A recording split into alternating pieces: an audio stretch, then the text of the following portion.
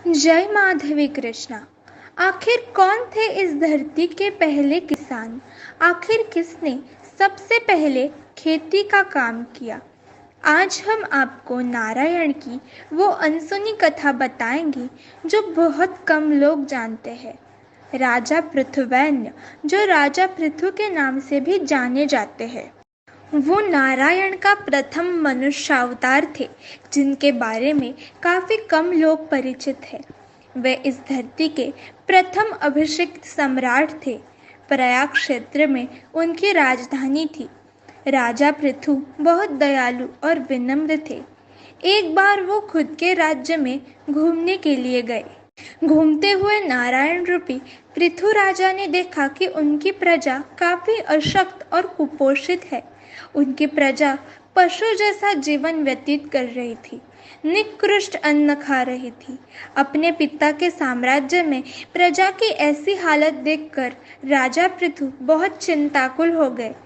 तब उनके पुरोहित ने मार्गदर्शन किया कि हे राजन, अनादिकाल से धन, धान्य, फूल, फल सब वस्तुतः माता भूमि के गर्भ में है। हमें वो सब प्राप्त करने के लिए माता भूमि की आराधना करनी होगी। राजा पृथु अपना धनुष लेकर पृथ्वी का स्मरण करने लगे। तब वो एक 16 वर्षीय सुंदर युवक थे। तब अचानक माता वसुंधरा स्त्री रूप धर के भूमि से बाहर आई और बोली, हे राजन, तुम्हारे पिता वेंद्रराज दुशासक थे। वो राजधर्म का पालन नहीं करते थे, इसलिए मैंने अपने सारे धन, धान्य, फल फूल लेकर मेरे गर्भ में रख दिए हैं। आप तो एक प्रजाहित दक्ष राजा है। अगर आप मेहनत से किसानी करोगे तो मैं प्रसन्न होकर पृथ्वी का सारा सामान वापस कर दूंगी। भूमाता का उपदेश सुनकर राजा पृथुवैन्य ने मन में निश्चय कर लिया कि वो अपने प्रजा की हालत सुधार देंगे। उन्होंने हाथ में हल लिया और खेती करने में लग गए।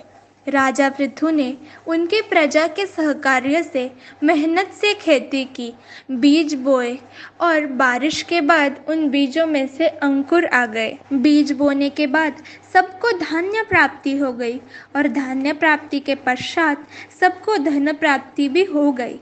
फल और फूलों का भी उत्पादन तेजी से बढ़ने लगा और राजा पृथुवैन्य की प्रजा खुश हो गई, संतुष्ट हो गई।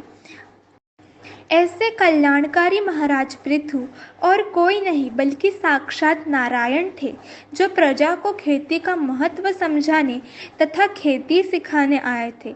इस कथा का वर्णन हमें ऋग्वेद में मिल जाता है।